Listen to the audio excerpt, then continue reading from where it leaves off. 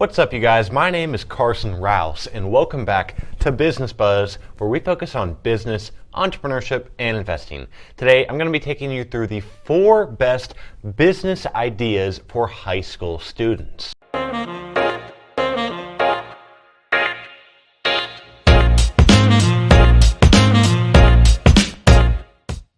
So last year I made a video just like this one, business ideas for high school students. But there is never going to be a shortage of new business ideas, and that video did pretty well for my channel, so I thought I'd make a new one. It should be mentioned though that last year when I made this video, I was still a high school student, and I graduated last year. I am no longer a high school student, but I still know what it's like being a high school student and the restrictions that are on you and your schedule and stuff like that. So that's why I thought it'd be a good idea for me to continue making videos to help you high school students. And like I probably said in countless previous videos, it is extra hard to start and run a business when you're in high school. Your schedule makes it tough. You might have school, work, and sports all going on at the same time. And plus, you're young. And when you're young, you're just simply not as experienced, and just people don't really respect you as much. So I understand your pain, but I've started a few businesses in high school. Some were successful, some weren't, and I hope you can learn from my mistakes and maybe start your own. So before we get into the video, make sure to go down and leave a like for these tested and proven ways that you can start a business and earn some cash in high school. Number 1, start a YouTube channel. This might not be the easiest and most realistic and most consistent way of making money in the world, but YouTube is a fun possibility. I know I'm a little biased here, but you gotta believe me. The thing I love about YouTube, and I guess this could really be applied to any business, but what I love about YouTube is that there's so much potential. There is no cap to just how big you can get on YouTube and to how much money you can be making, depending on how many views you're getting and how creative you can get in the ways that you're making money. So I started getting somewhat serious about this channel around 2 years ago. And then last summer, this channel finally got monetized. That's been my dream for a long time, to actually make money, even if it's a very little amount of money, but just to make money on YouTube. And it finally happened last summer. So the channel now has been monetized for about 9 to 10 months, and so far it has generated $2,025. It's not a mind-blowing amount of money, but it's still good side cash for something I really just consider a fun hobby. To get monetized on YouTube, you have to accrue 1,000 real subscribers and get at least 4,000 watch hours in the last year. This is doable. It's going to take some work, probably, but this is definitely doable. And again, you can make a ton of money if you put a lot of time and a lot of effort into it. The key with YouTube, as I always say, is niching down and picking a good niche for your interests. For example, if you really love sports, then you should make maybe a little sports podcast YouTube channel or a sports analysis channel. If you really love business and finance, maybe you should create a channel similar to mine. Whatever you do, don't be afraid to tell your friends and family about it, because every view, every like, and every subscriber counts. Number 2, photography. I feel like everybody in my generation is a photographer. It's kind of annoying. Like, literally everybody is a photographer.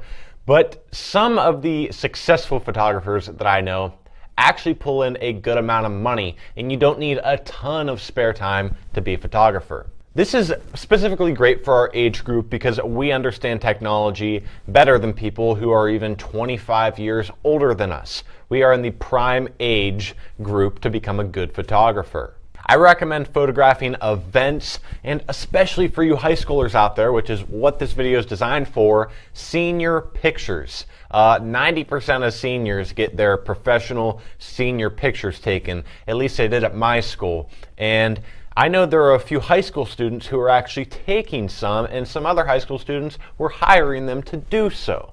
If you're a high school student, you can completely undercut these upper echelon professional and experienced photographers and just cut great deals and still deliver some great work. Also, if photography is something that you'll be interested in for a long time, and that's something you want to make a full-time career out of someday, it's great to start off young. And even if you're not sure if you'll love it and want to do it forever, it's still a good little side gig to get involved in for high school. To get started to become a photographer, you'll really just need to buy a camera and an editing software.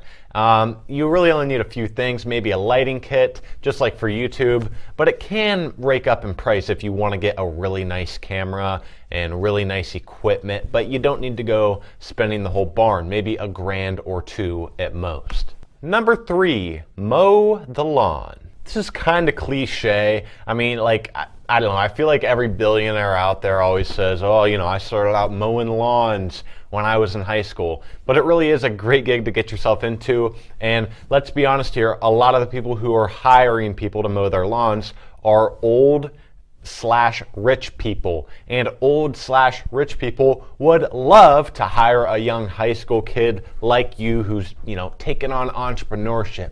All you'll need to start your lawn mowing business is a lawn mower.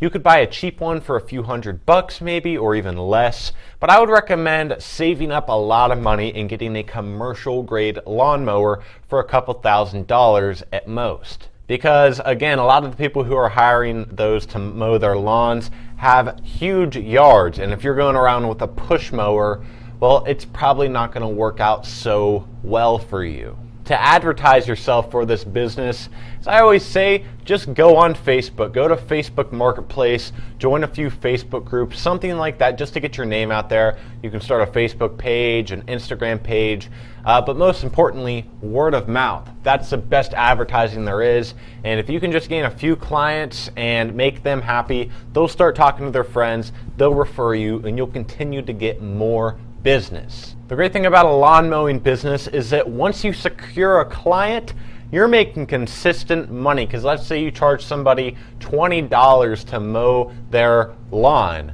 Well, people get their lawn mowed every 2 to 3 weeks, so you can consistently come back all summer getting $20 every 2 to 3 weeks, and that's just one client. And again, the great thing here is it's all right if you have a busy schedule. You can wait till after school, or you can just do all your lawn mowings on the weekend. The only bad thing about this business is it does depend on how Mother Nature is feeling. A lot of it is weather dependent, so always be watching the forecast before you schedule your clients. Number 4, music lessons. Guys, making money with your music is one of the hardest things to do in the world, because music is literally the most popular thing in the world. Everybody loves at least one kind of music, and there are a lot of musicians out there. But there is one much simpler, much more convenient, and just much easier way of making money if you know how to play an instrument. Teach other people how to play it. It might not be as awe-inspiring and cool to teach people music than rather making songs yourself, but you can do both. For example, I would love to learn how to play the piano someday. And if one of my high school, or should I say out of high school buddies knew how to play it, then I would just pay them. Somebody that I already know, you know, or just a familiar face that I see around school. That's who I'd want to pay to get my piano lessons from. And they'd also probably charge me less than the expert down at the local music shop. A simple way to advertise yourself here is just, again, word of mouth. Let people know that you know how to play X, Y, and Z instruments, and that you're looking for somebody to teach for X amount of money. Even if you just charge something cheap like $30 a lesson, it takes people a long time, or at least a moderate amount of time, to actually learn how to play an instrument. And you know, if they're going to you twice a week, $30 a session, that's really going to add up for you. And the great thing about teaching music is there's really no upfront cost. I mean, most likely if you already know how to play the guitar and that's what you're going to teach, you most likely already have a guitar. The only thing that you'd have to pay for really is advertising, and again, I don't think that's necessary. It's also just a fun way to play with your passion some more. A lot of people are really passionate about music and teaching it to others, and that could be you. And hey, I know a lot of high school students who would love to be in a band. I don't know, there's just a lot of high school students I know that, play instruments, and they're always going in and out of bands. Well, guess what? If you teach somebody how to play an instrument, you can be their bandmate. Anyway, thank you guys so much for watching this video. If you even partly enjoyed it, if you even stuck through the video this long, make sure to go down and give this video a like and also subscribe to the channel. We're trying to get to 4,000 subscribers. The channel is filled with different investing videos, business ideas just like this one, anything financial related, honestly. Anyway, see you guys in the next video.